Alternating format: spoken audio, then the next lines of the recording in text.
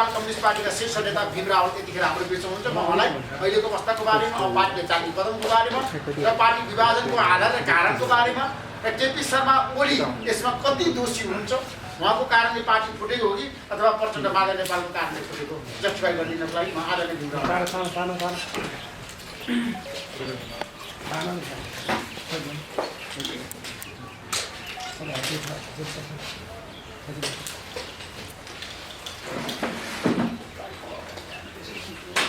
धन्यवाद जी।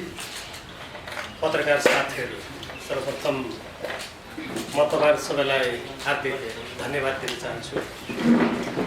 नेपालको कम्युनिस्ट आन्दोलन अर्थात् नेपाल कम्युनिस्ट पार्टी नेकपाको 7 दशक लामो इतिहासमा अहिले जे घटना भइरहेको छ यो अत्यन्त दुर्दान्त र अत्यन्त अकल्पनीय स्थिति हो। हामीले जुन बेला पार्टी एकीकरण गर्यौं त्यो एकीकरण गर्दाका बखत विगतका सम्पूर्ण फुटका श्रृङ्खलाहरूलाई समाप्त गरेर अब उपरान्त नेपाल कम्युनिस्ट पार्टी एकताबद्ध भएर अगाडि बढ्छ र हामी राष्ट्रिय स्वाधीनता, स्वतन्त्रता, अखण्डता र नेपाली जनताको स्वाभिमानलाई उच्च पारेर नेपाली जनतालाई समृद्धिको मार्गतर्फ अग्रसर गराउँछौँ भन्ने कुरा स्वयं वर्तमान प्रधानमन्त्री र त्यो बेलाका नेकपाका अध्यक्ष केपी शर्मा ओलीजीले प्रतिज्ञा गर्नुभएको थियो। तर उहाँ त्यो प्रतिज्ञामा टिक्नु भएन। हामीले सुरुदेखि नै उहाँलाई हाम्रो राष्ट्रको हितसँग अमिल्दा कामहरूतर्फ उहाँहरूको ध्यान आकर्षण गराएको छु। म तपाईहरुलाई अलिक पुरानो कुरातर्फ लैजान्छु।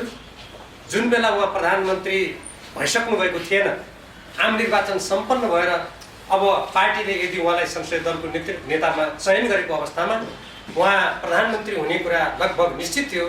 त्यो बेलामा उहाँले पार्टीसँग कुनै सल्लाह नगरी एउटा देशको त्यो नेताले गर्नु हुने काम उहाँले भारतीय विदेश मन्त्रीलाई आमन्त्रण गरेर त्यहाँबाट सुरु गर्नुभयो। कूटनीतिक क्षेत्रमा त्यसको आलोचना भयो।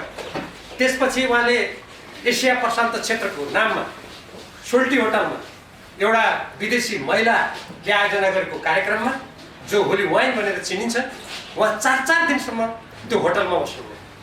त्यो नेपालको लागि, नेपालको स्वाभिमानको लागि अत्यन्त अशोभनीय र आपत्तिजनक कुरा थियो। हामीले त्यस्तो नगरौँ भनेर हामीले उहाँलाई भन्यौँ। त्यसपछिका दिनहरूमा पनि उहाँले आफ्ना त्यस्ता खालका क्रियाकलापहरू बन्द गर्नु भएन।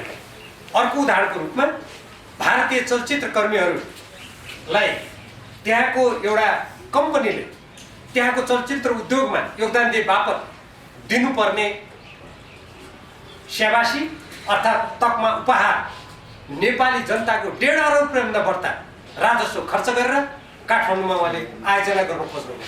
त्यसको व्यापक विरोध भयो। हामीले उहाँलाई पार्टीभित्र ध्यान आकर्षण गरायौँ, त्यो रोकियो पनि। त्यसको साथसाथै हाम्रो देशमा जुन भारतबाट आयात हुने अर्थात् चीनबाट आयात हुने तरकारी फलफुलको कुरा छ, त्यो विषादी परीक्षण गरेर मात्रै नेपाली जनताले त्यसको उपभोग गर्न पर्छ भन्ने नागरिक समाजको पहिलेदेखि भनाइ आएको छ। अहिले पनि त्यो भनाइ छ। तत्सम्बन्धमा हामीले ध्यान आकर्षण गरायौँ। उहाँले त पहिले भन्नुभयो कुनै पनि देशले भनेको छैन, भन्यो हामीले रोकेकै छैनौँ भन्नुभयो। तर पछि त्यो कुरा प्रमाणित भएपछि राष्ट्रका सामु उहाँले माफी माग्नुभयो। त्यो घटना घट्यो। यी मैले विगतको कुरा किन भने कोट्याएको भने उहाँ आजकल के भन्नुहुन्छ भने मलाई काम गर्न दिएर भन्नुहुन्छ। हो, मलाई यस्ता देशको हित विपरीत, जनताको हित विपरीत काम नगर्नुहोस् भनेर हामीले सचेत पारेको कुरा साँचो कुरा हो। काठमाडौँमा अर्को म तपाईँलाई उदाहरण दिन्छु। यहाँ बिमस्टेकको शिखर सम्मेलन भयो। त्यो शिखर सम्मेलन बिमस्टेक भनेको यस्तो संस्था हो जसले यसका सदस्य राष्ट्रहरूको बिचमा आर्थिक सहयोगको लागि काम गर्छ। तर उहाँले संयुक्त सैनिक अभ्यास भारतको पुणेमा गर्ने कुरामा सहमति जनाउनु भयो। त्यसको संसदमा विरोध भयो। अन्तर्राष्ट्रिय सम्बन्ध समितिले आपत्ति जनायो। देशका बुद्धिजीवी, कूटनीतिक सबैले आपत्ति जनाएपछि उहाँहरूले रक्षा मन्त्रालयमा निर्णय गरेर, मन्त्री परिषदमा निर्णय गरेर नेपाली सेनालाई टोली पठाउन ठिक्क पारेको कुरा बदर भयो। हो, त्यसमा हामीले रोकेकै भनेकै छ। त्यसपछि हामीले हाम्रो लिम्पियाधुरा, लिपुले, कालापानी क्षेत्रमा जहाँ भारतले लामो समयदेखि अतिक्रमण गरेको छ, त्यो अतिक्रमणको विरुद्धमा तपाईँहरूले उच्च स्तरमा कुराकानी गर्नु पर्यो हामी भन्दै थियौँ। किनभने भारतले पहिले त्यहाँ आफ्नो सुरक्षाकर्मी त राखेकै थियो, त्यसपछि उसले आफ्नो देशको राजनीतिक नक्सामा त्यो ठाउँलाई फेरि समावेश गर्यो। त्यसको विरुद्ध नेपालमा सशक्त आवाज उठ्यो र नेपालको नक्सा प्रकाशित गर्नुपर्छ भनेर हामी सबैले आवाज उठायौँ। सञ्चारकर्मीले आवाज उठाउनु भयो, देशका देशभक्त नागरिकले पनि उठाउनु भयो, तर उहाँले त्यो नक्सा प्रकाशित गर्न मान्नु भएन। तर जब पछि भारतीय रक्षा मन्त्रीले हाम्रो त्यो ठाउँलाई अझ बढी अतिक्रमण हुने गरेर उहाँले कथित जब सडकको उद्घाटन गर्नुभयो, उहाँले त्यो विरोध ठेक्न सक्नु भएन। संसदमा कुरा उठ्यो, अन्तर्राष्ट्रिय सम्बन्ध समितिमा कुरा उठ्यो र जनताले व्यापक रूपमा आवाज उठाएपछि उहाँ त्यसपछि म नक्सा प्रकाशित गर्छु भनेर बाध्य हुनुभयो। त्योभन्दा अगाडि उहाँले संसदमा भाषण गर्नुभएको कुरा म यहाँलाई जानकारी गराउँछु। तपाईँहरूले त्यस सम्बन्धी समाचार सम्प्रेषित पनि गर्नुभएको छ। उहाँले संसदको रोस्टरमा उभिएर भन्नुभयो, नक्सा किन प्रकाशित गर्ने, भूमि ल्याउने हो नि भनेर उहाँले त्यसको प्रतिवाद गर्नुभयो। अनि आजकल उहाँ भन्नुहुन्छ मैले नक्सा प्रकाशित गरेको हुनाले मलाई सरकारबाट हटाउनु खोजियो। एउटा देशको प्रधानमन्त्रीले यस्तो गैर जिम्मेवार तथ्यहीन कुरा बोल्न सक्नु हुँदो रहेछ भन्ने कुराको कल्पना पनि गर्न सकिँदैन। नक्सा त हामीले उहाँलाई बाध्य पारेर प्रकाशित गर्यौँ, तर के भयो त्यसपछि शिक्षा मन्त्रालय पाठ्य विकास केन्द्रले हाम्रो सिमाना कहाँ कहाँ मिचेको छ भन्ने अत्यन्त राम्रो पुस्तिका प्रकाशित गर्यो। हाम्रो लिम्पियाद्वारा कालापानी लिपुले मिचिएको बारेमा जानकारी गराउने र त्यो हाम्रो विद्यालयमा शिक्षण संस्थाहरूमा सन्दर्भ सामग्रीको लागि उपयोगी हुन्छ भनेर संसारमा सिमानाको सम्बन्धमा कस्तो अवधारणा छ, कस्तो अन्तर्राष्ट्रिय मान्यता छ, हाम्रा कहाँ कहाँ सिमाना मिचेका छन्, हाम्रो 10 गजाको स्थिति के छ भनेर हाम्रा शिक्षण संस्थाहरूमा समेत आउने पुस्ताले जानकारी पाओस्, आजको पुस्ताले जानकारी पाओस् भनेको किताबलाई रातारात उहाँले सम्बन्धित मन्त्रीलाई दबाब दिएर त्यो पुस्तक रोक्न लगाउनु। म यहीँबाट प्रश्न गर्न चाहन्छु, यदि हामीले नक्सा उहाँले आफै निकालेको थियो भने हाम्रो पार्टीको सचिवालयले केन्द्रीय कमिटीले उहाँलाई किन दबाब दिनु परेको होला? ल निकाल्नु भयो, हामीले धन्यवादै दियौँ। त्यसपछि त्यो हाम्रो सिमाना मिचिएको हाम्रो यथार्थ कुरा निक्लेको पुस्तिकामा उहाँले प्रतिबन्ध किन लगाउनु? त्यसकारण म पत्रकार साथीहरू मार्फत हाम्रो ऋषिजीले सञ्चालन गर्ने रिपोर्ट्स क्लबको यो लोकप्रिय कार्यक्रम मार्फत म सम्पूर्ण देशभक्त नेपालीहरूलाई, लोकतन्त्रमा विश्वास गर्ने नेपालीहरूलाई यो कुराको स्मरण गराउन चाहन्छु। उहाँले नक्सा प्रकाशित गर्न चाहनु भएको थिएन, बरु अहिले हामी कूटनीतिक क्षेत्रमा, राजनीतिक विश्लेषणको क्षेत्रमा हामीले के शङ्का गरेका छौँ भने हाम्रो लिपुलेक लिम्पियाद्वारा कालापानी क्षेत्र भारतले फिर्ता गर्नुपर्छ भनेर नेपालमा सशक्त आवाज उठ्ने भयो, संसदमा आवाज उठ्ने भयो। नेपाल कम्युनिस्ट पार्टीको केन्द्रीय कमिटी त्यसमा एक ढिक्का भएर उहाँको गुटमा विश्वास गर्ने मान्छे बाहेक अरू सबैले आवाज उठाउने भयो भनेर हाम्रो संसद विघटन गर्ने, हाम्रो आवाजलाई दबाउने र हाम्रो त्यो अतिक्रमण क्षेत्रमा अब हामीले केही पनि गर्न नसक्ने षड्यन्त्रको अङ्ग त होइन भन्ने कुरा आज कूटनीतिज्ञहरूले विश्लेषण गरेका छन्। यसको ज्वलन्त उदाहरणको रूपमा उहाँ देशको प्रधानमन्त्री, उहाँले रातारात भारतीय गुप्तचर प्रमुखलाई बोलाएर, सामन्तलाई बोलाएर उहाँले राति 12 बजे देशको शिर निहुर्ने गरेर संसारमा कुनै पनि देशको प्रधानमन्त्रीले गर्न नहुने काम गरेर उहाँले त्यहाँ के साउती गर्नुभयो भन्ने कुरा अहिलेसम्म गोप्य छ। त्यसको उहाँले कुनै संस्थाको जानकारी गराउनु भएन। हामीले पार्टीमा माग गऱ्यौँ, संसदको समितिमा माग गऱ्यौँ, तर उहाँले भन्नु भएन। त्यसको साथसाथै उहाँले परराष्ट्र मन्त्रीलाई अमेरिका पठाउनु भयो। अमेरिका पठाएर नेपालका परराष्ट्र मन्त्रीले अमेरिकाको परराष्ट्र मन्त्रीलाई भेटेर के न काम गर्यो, यो उचाइमा पुग्यो। उहाँहरूले एउटा शब्द भन्नुहुन्छ जहिले पनि जनतालाई झुक्क्याउने गरी, सम्बन्ध उचाइमा पुग्यो। के हो त्यो उचाइ भनेको? उचाइ भनेको के थियो त भने अमेरिकाको होमल्यान्ड सिक्युरिटी भन्छ जसलाई, अर्थात् घरेलु सुरक्षा, जहाँ जो सैनिक नै हो, अनि त्योलाई नेपालमा भित्राउने गरेर उहाँहरूले पार्टनरसिप एग्रिमेन्टलाई अगाडि बढाउनु। हामीले संसदको अन्तर्राष्ट्रिय सम्बन्ध समितिमा परराष्ट्र मन्त्रीलाई बोलाएर भन्यौँ तपाईँहरूलाई गोप्य सम्झौता गर्ने अधिकार छैन, नेपालको संविधान बमोजिम पनि तपाईँहरूले त्यो पार्टनरसिप एग्रिमेन्टका कागजपत्र यहाँ पेश गर्नुहोस् भनेर अन्तर्राष्ट्रिय सम्बन्ध समितिका सभापतिजीले परराष्ट्र मन्त्रीलाई पत्राचार गर्नुभयो, तर पनि उहाँले दिनु भएन।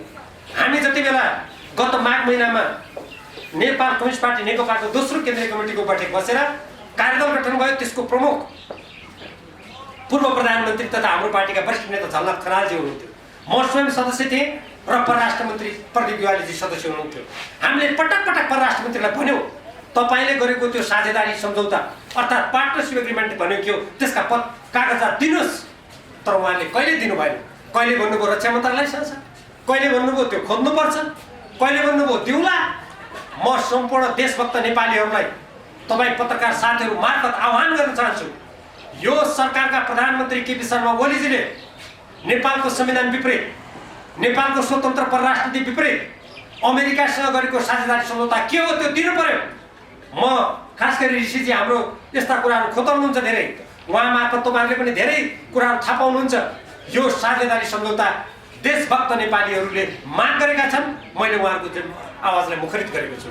यी मैले घटनाक्रम किन बताएको भने उहाँका वरिपरि बस्नेहरू उहाँ स्वयं के भन्नुहुन्छ भने मलाई काम गर्न दिएर अरू काम गर्न नदिएको होइन। उहाँलाई यस्तै राष्ट्रिय हित विपरीत, नेपाली जनताको हित विपरीत गर्ने काममा हामीले खबरदारी अवश्य गरेका हौँ। तर अरू सरकारको काममा उहाँलाई के चाहिँ हामीले गर्नु दिएनौँ। उहाँले के राम्रा काम गर्नु खोजेर दिएनौँ हामीले। उहाँले रेल ल्याउँछु भन्नुभयो, हामीले विरोध गरेका छौँ।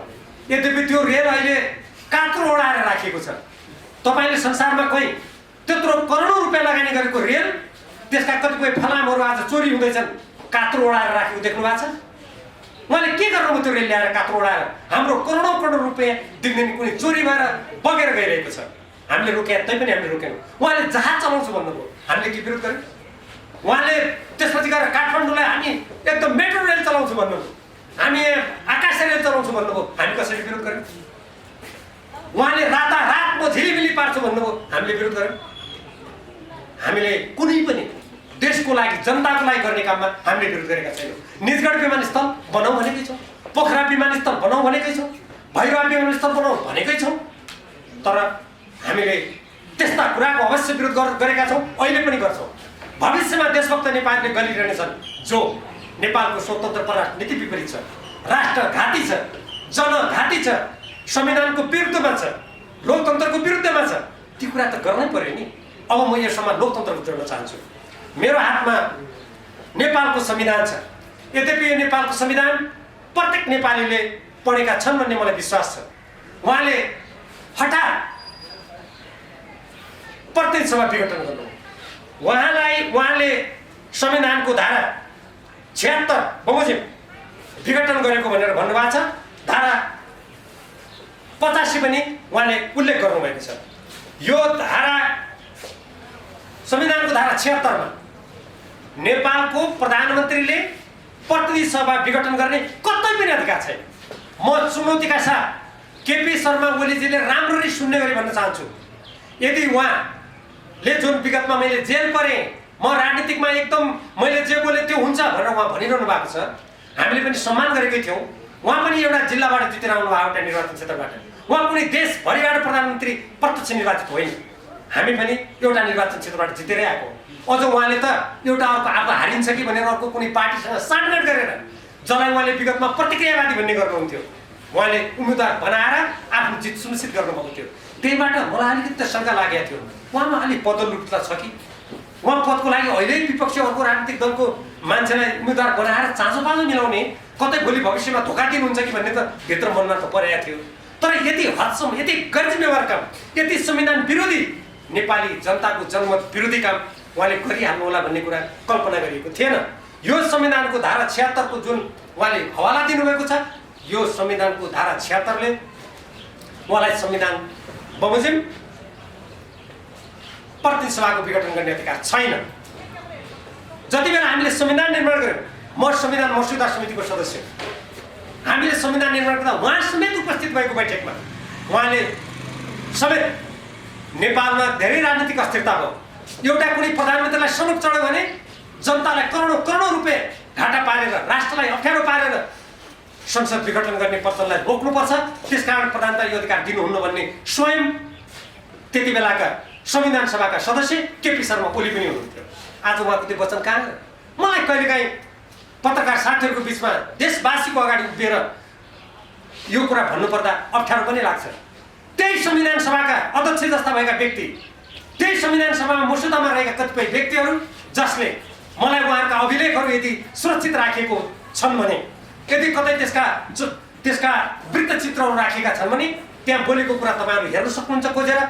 उहाँहरूले भन्नुभएको थियो यो राजनीतिक अस्थिर अवस्थालाई समाप्त गर्नको लागि अब नेपालको कुनै पनि प्रधानमन्त्रीले संसद भङ्ग गर्न सक्दैन, प्रतिनिधि सभा भङ्ग गर्न सक्दैन। उहाँहरूका ती वचनहरू के सजिलै परिवर्तन भएर गइसके कि उहाँहरू अवसरवादको बाटोमा लाग्नु कि गुटको स्वार्थले आँखा बन्द भएर उहाँहरू देश देख्न छोड्नुभयो, समाज देख्न छोड्नुभयो, जनता देख्न छोड्नुभयो र अन्तर्राष्ट्रिय जगतले के होला के भन्ला भन्ने लाज घिन पचाएर आफ्नो निहित स्वार्थको लागि आज राष्ट्रलाई सङ्कटतर्फ धकेल्नुभयो भन्ने प्रश्न उठ्छ। अर्को कुरा, एक त नेपालको संविधानको धारा 85 को जुन उहाँले उल्लेख गर्नुभएको छ, 85 को त सन्दर्भै छैन र यो 76 संविधानको धारा 76 मा के व्यवस्था छ भने जबसम्म संसदमा वैकल्पिक व्यवस्था हुन्छ, जबसम्म प्रधानमन्त्री बन्ने सम्भावना हुन्छ, तबसम्म प्रधानमन्त्री विघटन गर्न पाउँदैन। उदाहरणको लागि निर्वाचन भयो, निर्वाचनमा मान्नुहोस् कुनै दलले बहुमत ल्याएन, बहुमत नल्याउने अवस्थामा त्यसपछि सबैभन्दा ठुलो दललाई त्यो अधिकार जान्छ। त्यो पनि नसक्ने अवस्था भयो भने संयुक्त कुनै दल या कुनै व्यक्ति जसले त्यो बहुमत प्राप्त गर्न सक्छ निज प्रधानमन्त्री हुन सक्छ। त्यो पनि भएन भने मात्रै सरकार बन्ने कुनै पनि सम्भावना भएन भने मात्रै त्यो विघटन हुन कल्पना यो संविधानमा गरिएको छ र यो संविधानले यो लेख्दा यसमा हस्ताक्षर गर्ने व्यक्ति केपी शर्मा ओली पनि हुनुहुन्थ्यो।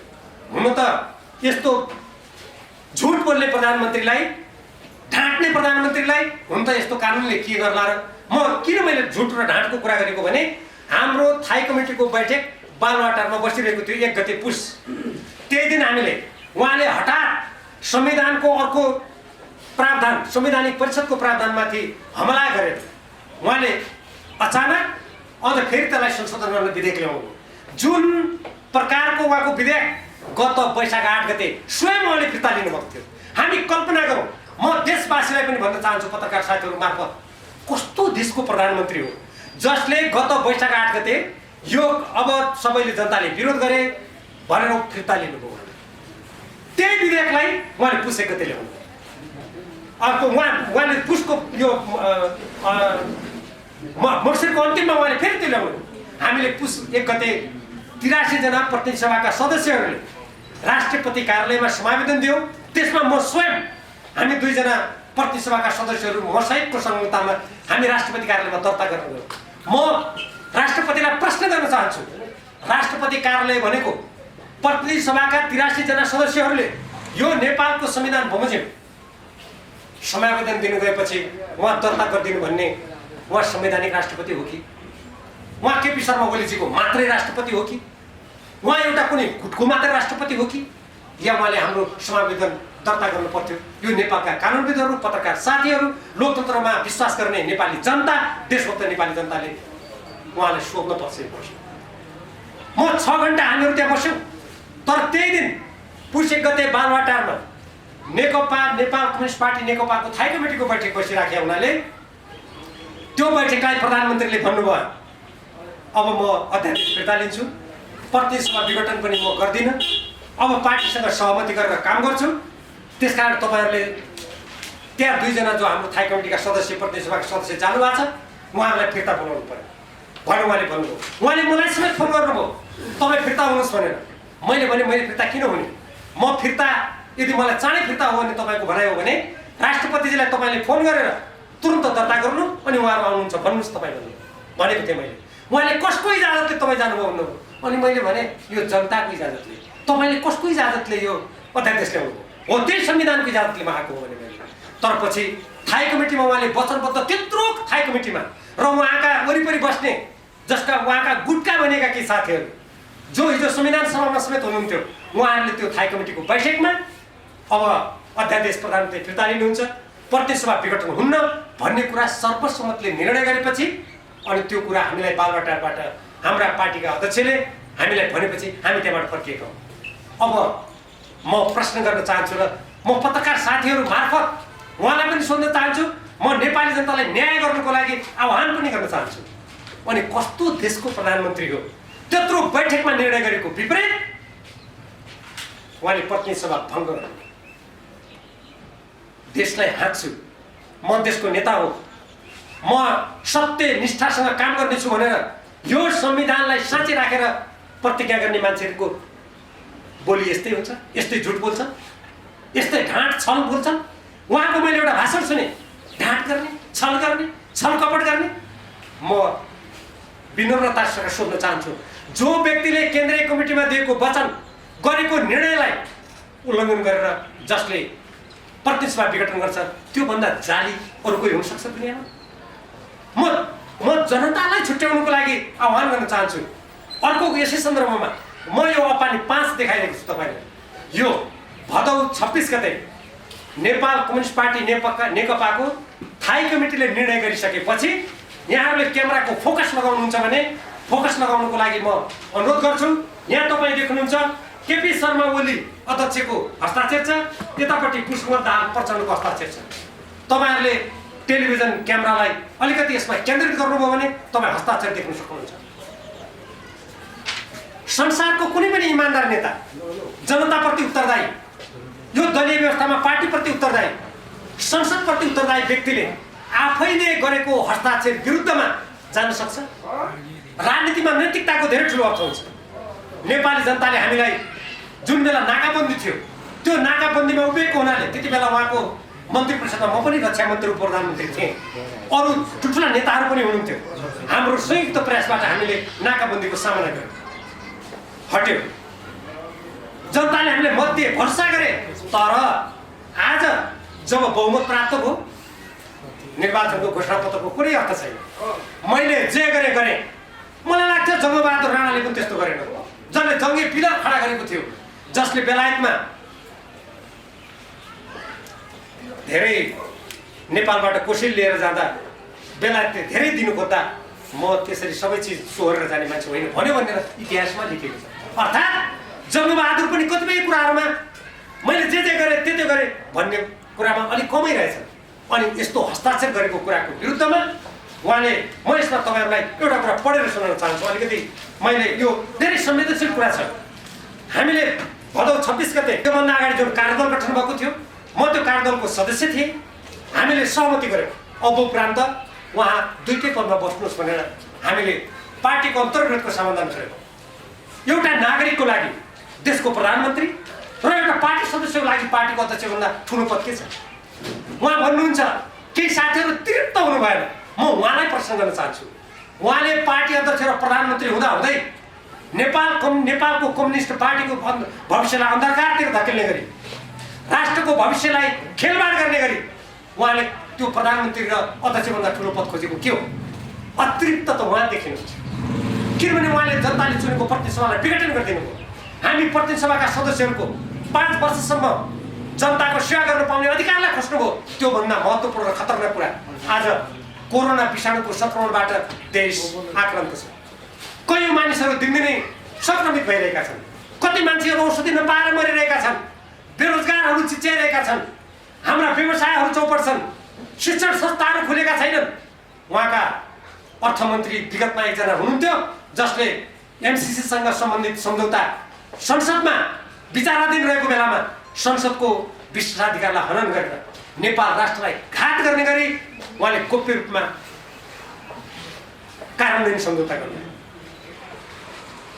तिनी अर्थमन्त्रीले भन्नुहुन्थ्यो हामीसँग पैसा कम छ, अर्का अर्थमन्त्रीले भन्नुहुन्छ हामीसँग पैसाको अभाव छ। अनि उहाँहरूले अवधि नपुग्दै नेपाल जस्तो देशमा 5 वर्ष लागि निर्वाचित भएको प्रतिनिधि सभालाई भङ्ग गरेर कोरोनाको उपचारसँग उहाँलाई कुनै चिन्ता छैन। हुनु त देशको लागि औषधि उपचार ल्याउनुको लागि ओम्नी जस्ता भ्रष्टाचार काण्ड गर्नेको लागि त हुन त यसले के छोयो होला र? हुन त मैले कुरा उठाउनु पनि त्यति, यो कुरा उठाएको कुराले पनि यस्ता व्यक्तिलाई कति छुन्छ म आफै त्यसमा अलि मलाई संशय छ। तर पनि हामी नेपालीले भन्नुपर्छ, कोरोनाको यस्तो महामारी भएको बेलामा, देशको अर्थतन्त्रमा समस्या परेको बेलामा अनि प्रधानमन्त्रीले अर्बौं रुपियाँ खर्च गर्ने गरी हठात वैशाख महिनामा चुनाव गर्न, यो कुन देशको हित गर्न खोजेको? कसको इसारामा काम गर्न खोजेको? कतै बालुवाटारमा राति आधा राति आउने पार्टीको विदेश विभागलाई थाहा छैन, पार्टीका नेताहरूलाई थाहा छैन। सरकारले कुनै पनि पार्टीको व्यक्तिलाई आमन्त्रण गर्दैन। पार्टीको व्यक्तिलाई आमन्त्रण गर्नु पर्यो भने पार्टीले गर्नुपर्छ, सरकारको मान्छेलाई आमन्त्रण गर्नु पर्यो भने सरकारले गर्छ। तर ती सम्पूर्ण कुरा मिचेर उहाँले एउटा विदेशी पार्टीको व्यक्तिलाई पनि रात बालुवाटारमा गोप्य साउती गर्नुभयो। कतै यी पाइलाहरू नेपाल जुन स्वाभिमानका साथ उभिनु खोजेको थियो, नेपाल कम्युनिस्ट पार्टीले स्वाभिमानपूर्वक उभिनुको लागि आवाज उठाएको थियो, नेपाली जनताले साथ दिएका थिए, कतै त्यसलाई खत्तम पार्नुको लागि त्यसमाथि प्रहार गरिएको त होइन। यो गम्भीर प्रश्न नेपाली जनताले आज समीक्षा गर्नुपर्ने कुरा छ। मैले तपाईँलाई अन्तरपार्टी यो निर्देशनको 5 को म अलिकति सानो कुरा म पढेर सुनाउँछु भनेको थिएँ। पद्धति संस्थागत प्रणालीलाई सबल तुल्याउने भनेर लेखेको छ। त्यसको सबभन्दा माथि भनेको छ सम्बन्धित सबै नेता कार्यकर्ता सदस्यहरूलाई आफ्ना गल्ती कमजोरीहरूप्रति आत्मसमीक्षित र आत्माचलित हुँदै आत्मालोचित हुँदै भविष्यमा त्यस प्रकारका गल्ती कमजोरीहरू दोहोरिन नदिन निर्देशित गर्दछ। अतीतमुखी होइन, भविष्यमुखी भएर वर्तमानका चुनौतीहरूलाई व्यवस्था गरेर होइन, त्यसलाई सामना गर्ने सही निष्कर्ष र सार्थक योजनाका साथ अघि बढेर जनताले सुम्पेको अभार पुरा गर्दै मुलुकको उज्जवल भविष्य सुनिश्चित गर्ने सङ्कल्प गर्दछ। केपी ओलीजीको सही छ। आफैले लेखेको आफैले सही गरेको कुरामा निष्ठा नहुने व्यक्तिले म देश चलाउँछु अनि म अब 50% बहुमत ल्याएर जान्छु भने योभन्दा हास्यास्पद तर्क केही हुन सक्दछ? र त्यस्तै गरेर यो विगतका अन्तर्विरोधहरू समाधान गर्नेदेखि लिएर अनि आन्तरिक विवादलाई कटुतापूर्ण र यदाकदा शत्रुतापूर्ण तहमा भट्काउन खोज्ने, पार्टी अनुशासनलाई गुट अनुशासन लिएर पार्टीलाई गुटले विस्थापित गर्न खोज्ने, गुटका अलग अलग बैठक बस्ने, निर्णय गर्ने र साथमा आरोप प्रत्यारोपमा उत्रिने जस्ता गलत अभ्यासहरूलाई कडाइका साथ नियन्त्रण गर्ने र पार्टीलाई अनुशासित र पार्टीभित्रको बहस विवादलाई विधिसम्म मात्र मर्यादित तुल्याउने प्रण गर्दछ। केपी ओलीजीले यसमा गरेको सही, उहाँले लेखेको कुरा उहाँले जिम्मा लिने कुरामा कुनै नैतिकताको महसुस गर्नुहुन्छ कि? म प्रश्न गर्न चाहन्छु। त्यसबाहेक हेर्नुहोस्, यसमा एमसिसीको कुरा लेखिएको छ, यसमा उहाँले कार्यकारी अधिकार प्रचण्डजीलाई दिने कुरा लेखिएको छ र त्यसपछि अब विवादका सम्पूर्ण कुरा निराकरण गरेर पार्टीको निर्देशनमा चल्ने कुरा लेखेको छ। तर उहाँ त्यो पार्टी फुटाउनुहुन्छ। मदन भण्डारी जीवित हुनुभएको भए के भन्न ठान्नुभयो, के ठान्नुहुन्थ्यो होला? जहाँ उहाँसँग गाँसिएका व्यक्ति राष्ट्रपति भएको ठाउँमा 83 जनाले हस्ताक्षर गरेर लिएको समावेदन दर्ता हुँदैन। अनि अर्को कुरा यसै सन्दर्भमा म तपाईहरुलाई यो अध्यक्षद्वयको कार्यविभाजन र कार्याधिकार स्पष्ट गर्ने, यसमा पनि केपी ओलीजीले सही गर्नुभएको छ। यहाँ लेखिएको छ, अध्यक्ष कमरेड केपी शर्मा ओलीले प्रत्येक सभाको यो कार्यकालभरि प्रधानमन्त्रीको जिम्मेवारीमा रहेर सरकारलाई नेतृत्व गर्ने र सरकारको काममा केन्द्रित हुने। र अर्को बुँदामा भनेको छ, अध्यक्ष कमरेड पुष्पकमल दाहाल प्रचण्डले कार्यकारी अधिकार सहित पार्टीका बैठकहरूको सञ्चालन, निर्णयहरूको कार्यान्वयन र समग्र पार्टी कामको जिम्मेवारीमा केन्द्रित हुने। अर्को बुँदामा छ, अध्यक्षद्वयले पार्टी र सरकार बीचको आपसी सम्बन्धलाई संस्थागत रूपमा अघि बढाउन समन्वय गर्ने, सामूहिक नेतृत्व तथा व्यक्तिगत जिम्मेवारीको संस्थागत प्रणाली अवलम्बन गरेर सबल तुल्याउने। अनि केपी शर्मा ओलीजी अरूलाई अनुशासनहीन, अराजक भन्नुहुन्छ। उहाँले आफै हस्ताक्षर गरेको यो दस्तावेजले भन्छ उहाँभन्दा बढी अराजक, उहाँभन्दा बढी गुटगत, उहाँभन्दा बढी स्वार्थी सम्भवतः अरू मान्छे भेट्न गाह्रै पर्छ भन्ने कुरा यो दस्तावेजले प्रमाणित गर्छ। मैले त्यसरी यो दस्तावेज भने यो नेपाल कम्युनिस्ट पार्टीको विधान हो। अब उहाँ भन्नुहुन्छ म आधिकारिक हो। यो लोकतन्त्र हो। 1-2 दिन मानिसहरूलाई अङ्गो ल्याउन सकिन्छ, ढाँट्न सकिन्छ, के तथ्य कुरामा सधैँ पर्दा हाल्न सकिन्छ? म तपाईहरुलाई यो नेपाल कम्युनिस्ट पार्टी नेकपाको विधानको धारा 60 यो पछि संशोधन भएर यो अलिकति तलमाथि परेको पनि हुन सक्दछ। त्यो चाहिँ मैले यो यसको जुन छापिएको प्रतिबाट अहिले मैले तपाईहरुलाई पढेर सुनाउन खोज्दैछु। बैठकहरू नियमित हुनुपर्छ भन्ने धारा 59 मा छ। उहाँले कहिले पनि बैठक बोलाउन मान्नु भएन। गत वैशाख 8 गते जब उहाँले संवैधानिक अध्यादेश सम्बन्धी संवैधानिक परिषद सम्बन्धी अध्यादेशबाट संशोधन गर्न खोज्नुभयो कानुन, हामी 20 जना स्थायी कमिटीका सदस्यहरूले लिखित रूपमा उहाँलाई बैठकको लागि आग्रह गर्यौँ, उहाँले मान्नु भएन। अनि जो व्यक्तिले पार्टीको बाध्यात्मक व्यवस्था चाहिँ कमिटीका 25% सदस्यहरूले लिखित माग गरेको खण्डमा केन्द्रीय कमिटीको बैठक 1 महिनाभित्र र मातहत कमिटीको बैठक 15 दिनभित्र बोलाउनु पर्नेछ। अनि यस्तो नमान्ने व्यक्ति, यति अनुशासनहीन, यति अमर्यादित व्यक्तिको हातमा सरकार परेपछि यस्तो सङ्कट नआएर के आउँछ? एउटा कुरा। दोस्रो, म तपाईहरुलाई उहाँहरू भन्नुहुन्छ यो हामीसँग केही सदस्य, उहाँहरूसँग 29% पनि सदस्य छैन केन्द्रीय कमिटीका। हामीले भर्खरै केन्द्रीय कमिटीको बैठक सम्पन्न गर्यौँ, तेस्रो बैठक, जसमा अत्यधिक ठुलो सङ्ख्यामा निर्वाचनमा आएको मात्र पहिलोचोटि हामीले निवेदन दिन जाँदा त्यसमा 287 जनाको हस्ताक्षर छ। हाम्रो यहाँ पछि त्यसमा थपिएको सङ्ख्या त 325 बढी छ। अब पार्टीको विधानको धारा 60 मा लेखिएको छ, बहुमतको निर्णय पार्टी निर्णय, एकताको राष्ट्रिय महाधिवेशन अधिवेशन र बैठकहरूमा सबै विषयमाथि छलफल गर्दा जनवादी प्रक्रिया अपनाइनेछ। निर्णय प्रक्रियामा मत विभाजन भएमा बहुमतको निर्णय पार्टी निर्णय हुनेछ।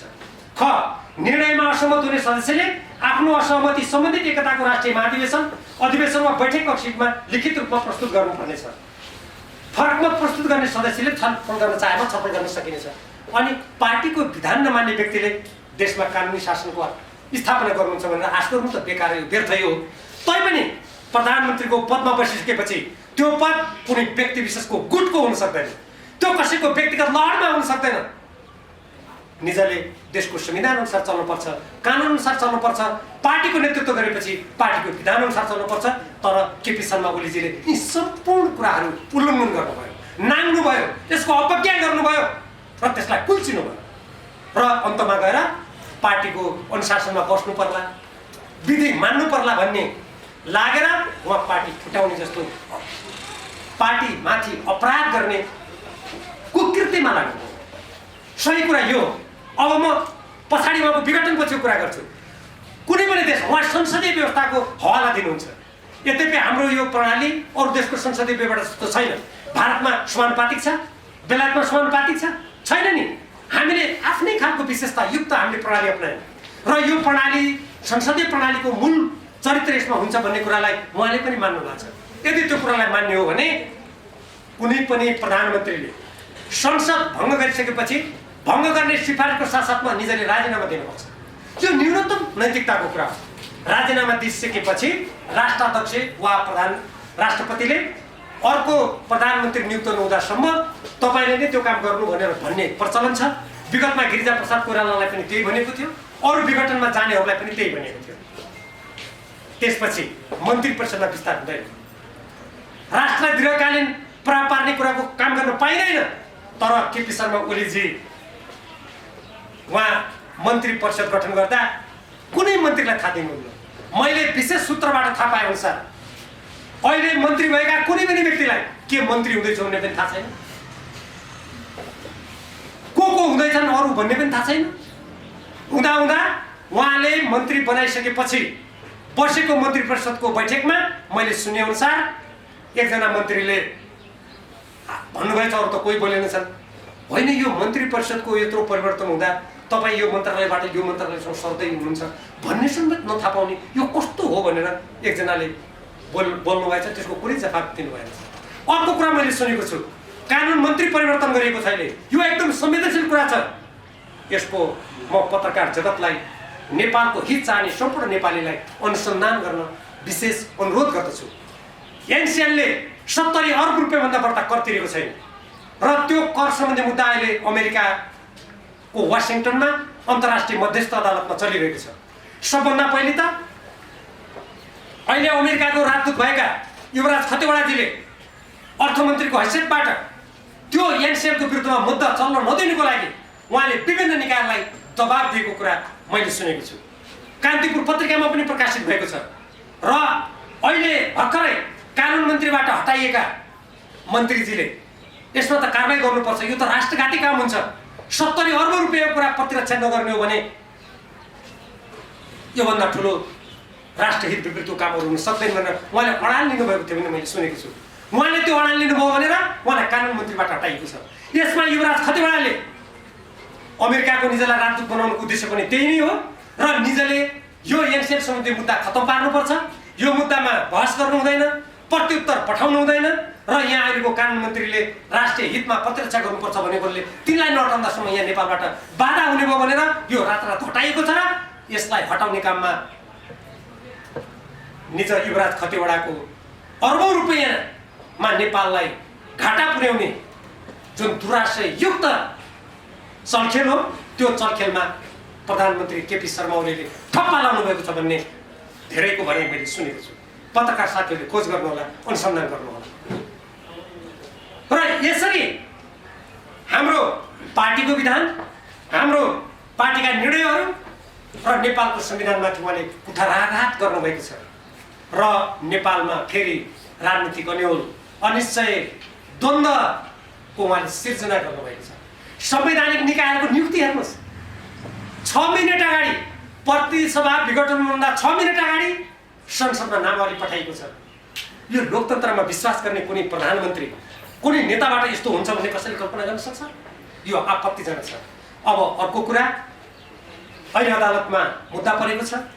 यदि यो नेपालको संविधानको सम्मान गर्ने हो भने, नेपाली जनताले बगाएको रगत पसिना नेपालको राष्ट्रिय हितको सम्मान गर्ने हो भने प्रथम दृष्टिमा नै यो प्रतिनिधि सभाको विघटन बदरभागी छ।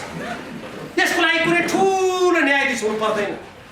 निर्वाचन आयोगमा जहाँसम्म दर्ता गर्ने कुरा छ, जुन पार्टीको केन्द्रीय कमिटीमा 441 जना सदस्य थिए त्यसमध्ये कोही संवैधानिक निकायमा नियुक्ति भएर, राजदूत नियुक्ति भएर, कसैको मृत्यु भएर जम्मा 434 सदस्य बाँकी छन्। 434 सदस्य मध्ये 287 को त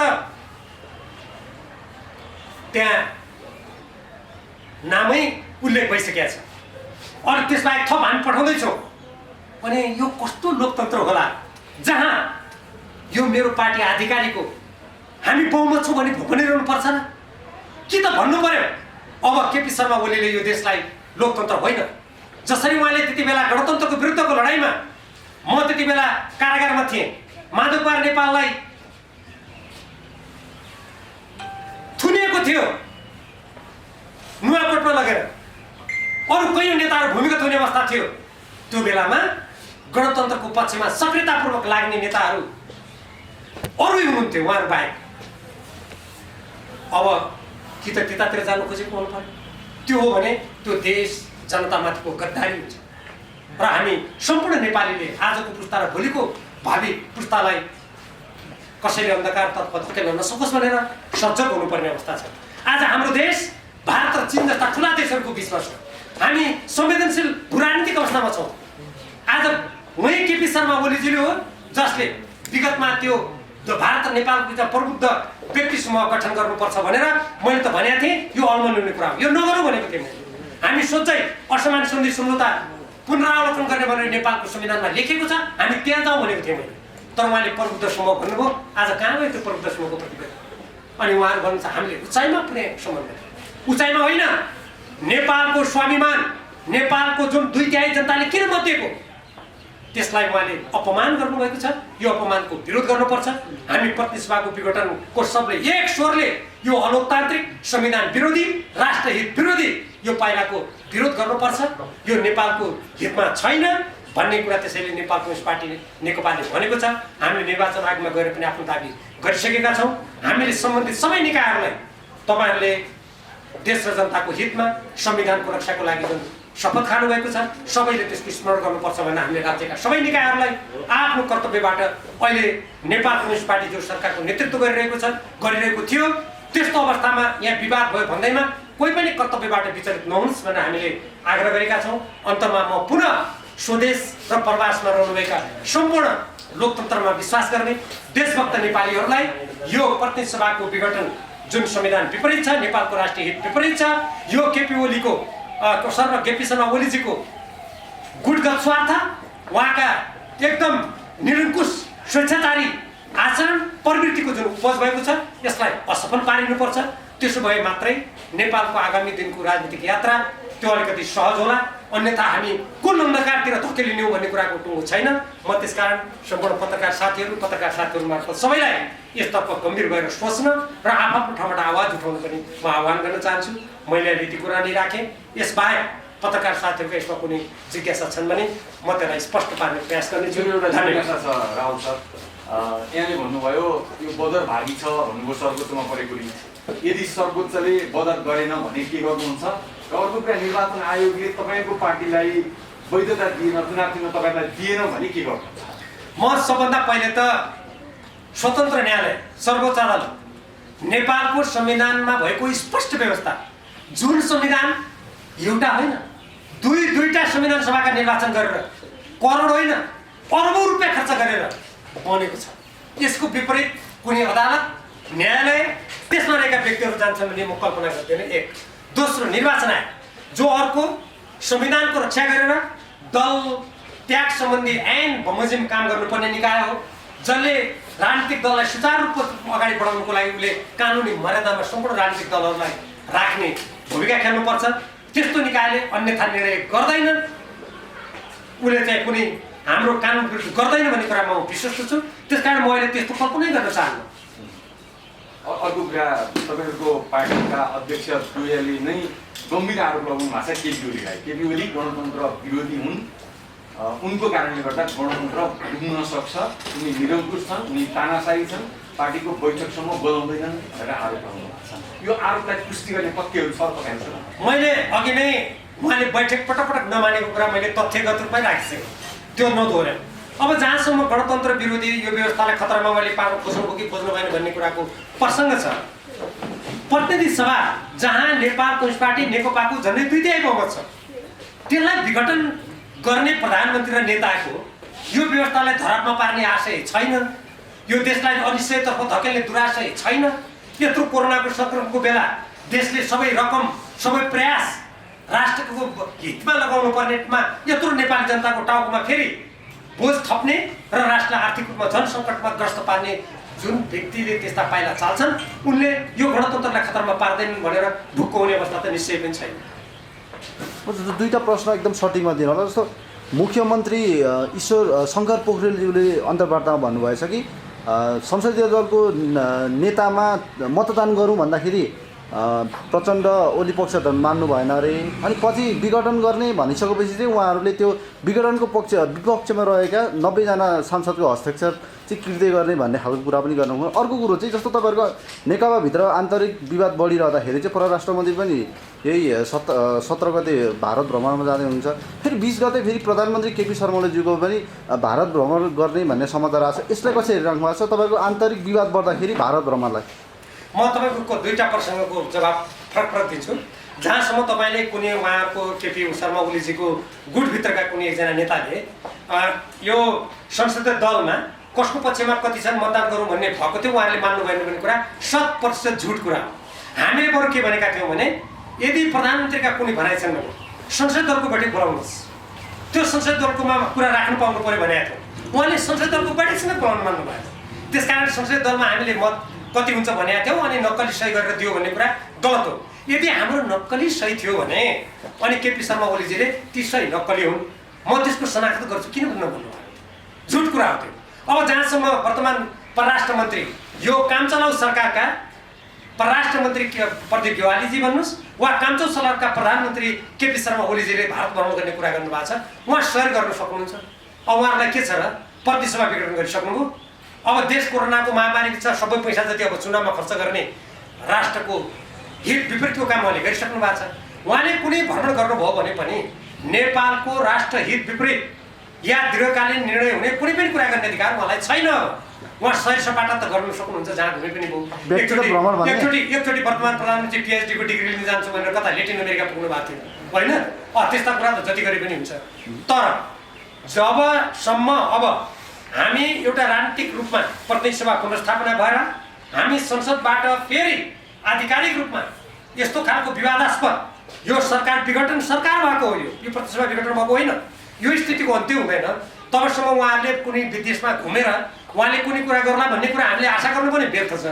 त्यत्रो 2/3 सरकार, त्यत्रो संसद जसले नक्सा निकाल्दाखेरि उहाँलाई एकसाथ साथ दिएको होइन, त्यत्रो हुँदा त उहाँ नेपालको नक्साको कुरा उल्लेख गरेको किताबमाथि प्रतिबन्ध लगाउने प्रधानमन्त्रीले उहाँ भारत भ्रमण गर्नुहुन्छ कि कुन देशको भ्रमण गर्नुहुन्छ त्यसबाट के आउला भनेर नेपाली जनताले आश नगरे पनि हुन्छ। र यस्तो काम चलाउ सरकारले मैले अघि नै भने अब घुमफिर गर्नलाई त टुरिस्ट भएर पर्यटक भएर जहाँ गए पनि हुन्छ, तर उहाँले कुनै राष्ट्र हितमा काम गर्ने अवस्था म देख्दिनँ। र उहाँले अझ यो यस्ता विभिन्न देशका भ्रमण गर्ने नाममा उहाँले कुनै दीर्घकालीन रूपमा त्यसलाई असर पर्ने नकारात्मक कुरा गर्नुभयो भने त्यो त देशको विरुद्ध अपराध हुन्छ र सम्पूर्ण देशभक्त नेपालीले फेरि अर्को कदम चाल्नुपर्ने अवस्था आउँछ। वैशाख 17 गते निर्वाचन हुन्छ कि हुँदैन? यो निर्वाचन उहाँले गर्नको लागि घोषणा गरेको नै होइन। यदि उहाँले यो निर्वाचन गर्नको लागि घोषणा गरेका थियो भने उहाँ यो संविधानको सम्मान गर्नुहुन्थ्यो, आफ्नो पार्टीको यो अपानी 5ले गरेको निर्णयको सम्मान गर्नुहुन्थ्यो। त्यति नभएर हामीले राष्ट्रपति समक्ष जुन समावेदन दिनु गएका थियौँ त्यसको सम्मान गर्नुहुन्थ्यो। ती सबै कुरालाई लात हान्ने व्यक्तिले इमान्दारीपूर्वक चुनाव गराउनु होला, स्वतन्त्र स्वच्छ निर्वाचन गराउने आशय राख्नुभएको होला भन्ने कुरामा धेरै ठुलो प्रश्न छ। अब हुन्छ कि हुँदैन भन्ने कुरा पहिले त उहाँले गरेको जुन अवैधानिक विघटन छ त्यो कुराको टुङ्गो लागेकै छैन। हामी अहिले नै त्यो हुन्छ हुँदैन भन्ने कुरा यो भविष्यको गर्भमै छ। आम नागरिकहरूको एउटा साझा प्रश्न छ, सोसियल मिडियामा एउटा चर्चित छ यो प्रश्न के हो भने देशमा यति धेरै भ्रष्टाचारका काण्डहरू भए तपाईँहरू आफ्नै पार्टीको बचाउमा लाग्नुभयो, डिफेन्स गर्न सडकमा आउनु भएन, बलात्कारका यत्रा घटनाहरू भए त्यसको दोषीलाई समातेर कारवाही गर्ने सन्दर्भमा सडकमा आउनु भएन तपाईँको पार्टीका शीर्ष नेताहरू। तर संसदभित्रको कुर्सी खोइसिए पछाडि चाहिँ तपाईँहरू सडकमा आउनुभयो भनेर नागरिकहरूले नैतिकताको प्रश्न गरिरहेका छन्। होइन, त्यो नागरिकहरूले त्यसलाई नछुट्याएको। म उदाहरण दिन्छु। हामीले हत्या र बलात्कारका प्रकरणमा तपाईँ यस्तो नगर्नुहोस् भनेर प्रधानमन्त्रीलाई थाई कमिटीमा भन्यो, केन्द्रीय कमिटीमा भन्यो, सचिवालयमा भन्यो। मेरो भनेको कुरा त यही रिपोर्ट खुलामा मैले कतिचोटि भनेको छु, यहाँले सुन्नु भएको छ। मैले कयौँ पत्रकार साथीहरूको अन्तर्वार्तामा भनेको छु। मलाई के भन्यो त्यो कुरा गर्दा प्रतिपक्षको भूमिका निर्वाह सरकारको विरोध गर्यो। यहाँले जुन कुरा उठाउनु भयो त्यो कुरा गर्दा मलाई ज्यानको समेत धम्की दिइयो। यहाँलाई थाहा छ हामीले त एउटा पार्टी जब त्यसका कमिटी छन्, बैठक छन्, संसद छ भने त्यहाँबाट भनौँ भनेर मलाई भन्यो, संसदका सम्बन्धित समितिबाट भन्यो। किनभने हामी एउटा सरकारमा रहेको भएको हुनाले एकैचोटि सडकमा जान मिल्दैन थियो। अहिले किन सडकमा गयौँ भने अहिले त म पार्टी फुटाएर हिँड्नु भयो नि। पार्टी फुटाएर कम्युनिस्ट पार्टीमाथि, नेपालको राजनीतिक अस्तित्वमाथि उहाँले स्थायित्वमाथि प्रहार गर्नुभयो नि। यो बेग्लै प्रसङ्ग हो। तर हामीले ती कुरा उठाएका थियौँ, उहाँले मान्नु भएन। बरु उहाँका वरिपरि बस्ने उहाँका मान्छे के भन्दैछन् भने हामीले त्यस्ता उठाएका कुरालाई हामीले सरकारले काम गर्न दिएन। भ्रष्टाचारी तपाईँले सुन्नुभयो, एकजना मन्त्रीको टेप रेकर्ड उहाँको सोर्सेस सुनियो। अपहरण शैलीमा देशको पूर्व महानिर्देशक जस्तो व्यक्ति, प्रतिनिधि सभाको सदस्य, केन्द्रीय कमिटीको सदस्यलाई उहाँले तराईमा पठाएर अपहरण शैलीमा मान्छे ल्याए। अर्को पार्टी फुटाउन खोज्यो। यो त तथ्य हो नि। अरू देशमा भएको भए यस्तो मुद्दामा छानबिन भएर कानुनको कठघरामा उभिनु पर्थ्यो। हामीले यस्ता कुरा उठायौँ भनेर नै उहाँले आज अब भोलि आफू सरकारबाट हट्ने स्थिति बन्यो भने यी कुराको खोतलखातल होला, फेरि कानुन आकर्षित होला भनेर उहाँले सङ्कित भएर यो संविधान विरोधी, जनताको हित विरोधी पाइला चाल्नुभएको छ। मेरो अन्तिम जिज्ञासा, हिजोका दिनमा पनि दुई अध्यक्ष हुँदाखेरि समस्या उत्पन्न भयो। यसपल्ट पनि तपाईँहरू दुईजनालाई अध्यक्ष बनाएर अगाडि बढ्नु भएको छ। भोलिका दिनमा माधव नेपालको टिम र प्रचण्डको टिम छुट्टै बन्दैन, त्यहीभित्र अन्तरसङ्घर्ष हुँदैन भन्ने ग्यारेन्टी कसरी दिन सक्नुहुन्छ? हाम्रो अध्यक्ष दुईजना राख्ने प्रणालीले समस्या सिर्जना गरेको होइन। सिर्जना केपी शर्मा ओलीजीको स्वेच्छाचारिता, पार्टीका बैठकहरू नमान्ने, पार्टीले गरेका निर्णयको अवज्ञा गर्ने, राष्ट्रिय हितमा उठाएका कुरालाई विरोधीले उठाएको भन्ने, सरकार राम्ररी चलाउँ भन्दा नसुन्ने, आफै चाहिँ वामदेव गौतमजीको अध्यक्षतामा सरकारलाई सुझाव दिने कमिटी बनाउने 9 सदस्य, तेस्रो सदस्य म पनि हो। 62 पृष्ठ लामो हामीले संहिता दियौँ, त्यसलाई रद्दीको टोकरीमा हाल्ने, यो अपानीलाई रद्दीको टोकरीमा हाल्ने। उहाँको यस्तो प्रकारको स्वेच्छाचारी व्यवहारले गर्दा यो सङ्कट आएको हो। र जहाँसम्म अहिले नेपाल कम्युनिस्ट पार्टी नेकपाका पुष्पकमल दाहाल प्रचण्ड र माधव कुमार नेपाल अध्यक्ष हुनुभएको छ, त्यसमा समस्या आउला कि भन्ने कुरा छ। हामीले त विधि प्रणाली पार्टीको निर्णय बमोजिम तान्ने सङ्कल्प पहिलेदेखि गर्दै आएका छौँ। पार्टीको निर्णय विधिबाट मान्यो भने समस्या उत्पन्न हुने कुरा हुने कुरै भएन। यद्यपि हाम्रो जस्तो समाजमा कुनै पनि सङ्गठनको प्रमुख एउटा बनायो भने त्यो केन्द्रीकृत हुन्छ, त्यो राजनीतिक दृष्टिकोणबाट, विधिको दृष्टिकोणबाट राम्रो हुन्छ भन्ने जुन नागरिकहरू विश्लेषकहरूले भन्ने गर्छन्, त्यसमा सत्यता हुनेछ। अहिले नै पदाधिकारी नियुक्तिमै समस्या आइसक्यो भन्ने छ नि? होइन, गलत कुरा। एउटा मेरो अन्तिम प्रश्न, जस्तो धेरै नेताहरूले कि त क्लियर गरिसक्दाखेरि अथवा कि त क्लियर गरेर पनि गुट परिवर्तन गर्दाखेरि वामदेव गौतमज्यूले आफ्नो कता किता हो भने क्लियर गर्नुभएको छैन। उहाँलाई चाहिँ अवसरवादी भन्ने कि के भन्ने, ताकपरे तिवारी नत्र गोदामी भन्ने के हो? अब हाम्रो पार्टीका कुनै पनि व्यक्तिको बारेमा जुन यहाँले प्रश्न उठाउनु भयो, अब तत्सम्बन्धमा के निष्कर्ष निकाल्नुहुन्छ, समाजले कसरी हेर्नुहुन्छ, जनताले कसरी हेर्नुहुन्छ, यो लोकतान्त्रिक प्रणालीमा जनतालाई यहाँ जस्तो पत्रकार साथीहरूलाई अधिकार छ। अब त्यसमा मैले कुनै व्यक्तिले कसरी सोच्नुहुन्छ, किनभने प्रत्येक व्यक्तिको आफ्नो स्वतन्त्रता हुन्छ। हेर्नुहोस्, कोही व्यक्ति पार्टी छोडेर पनि जान सक्छन्, कोही लाग्न सक्छन्, कोही तटस्थ बस्न सक्छन्। त्यस्तो व्यक्तिले लिने निर्णयमा मैले टिप्पणी गर्नु त्यति सुहाउँदैन। पछिल्लो समय वामदेव गौतम जता जानुभयो त्यतै पल्ला भारी हुन्छ भन्ने अड्कलबाजी पनि गरिएको छ नि? होइन, अहिले तपाईँले देखिहाल्नु भएको छ हाम्रो नेपाल कम्युनिस्ट पार्टी नेकपाको अत्यधिक बहुमत मैले अघि भनिसकेँ हामीसँग छ। हामीले निर्वाचन आयोगमा दिइसक्यौँ र संसदमा हाम्रो बहुमत हामीले प्रधानमन्त्रीमाथि जुन हामीले अविश्वासको मत दिएका थियौँ, हामीले अविश्वासको प्रस्ताव हामीले दर्ता गराएका थियौँ, त्यसमा उल्लेख गरिसकेका छ। त्यसमा पल्ला भारी भन्ने जुन शब्द छ को कसको पक्षमा बहुमत छ भन्ने कुरा त्यो स्पष्ट भइसकेको छ। जस्तो कि संसद विघटनता भयो होइन प्रधानमन्त्री र राष्ट्रपतिलाई कारबाही हुन सक्छ त यो हामीले प्रतिनिधि सभामा वर्तमान प्रधानमन्त्रीजीले गरेका जति पनि गतिविधि छन् त्यसमा छलफल गरेर त्यो निर्णय गर्ने अधिकार जनताको सार्वभौम सत्ताको अभ्यास गर्ने संसदले नै गर्छ भनेर चाहेका छौँ। अब संसदमा छलफल गरेदेखि धेरै गर्दै त्यो संसदमा थाहा हुने कुरा हो। यही कुरामा छलफल हुन्छ भनेर त मैले अलोकतान्त्रिक किसिमले निरङ्कुश किसिमले प्रतिनिधि सभा विघटन गर्नु पनि। अब अहिले प्रतिनिधि सभा नभएको बेलामा अब यो सक्रिय नभएको अहिलेसम्म अधिवेशनको लागि सक्नु पर्थ्यो, त्यो नभएको बेला यसरी भन्न सक्दैन त्यो प्रतिनिधि सभा संसदले गर्ने कुरा हो। तर तपाईँको प्रश्नले म पत्रकार साथीहरू एउटा नयाँ कुराको सम्झना दिलाउँछु। म अघि त्यो भन्न बिर्सिरहेका थिएँ। अहिले पनि राष्ट्रिय सभा त जीवित छ नि। नेपालको संविधान बमोजिम एउटा अधिवेशन र अर्को अधिवेशन बिचको फरक 6 महिनाभन्दा बढी हुनु हुँदैन। अनि प्रतिनिधि सभा त विघटन हो, राष्ट्रिय सभाको अधिवेशन किन नबोलाएको?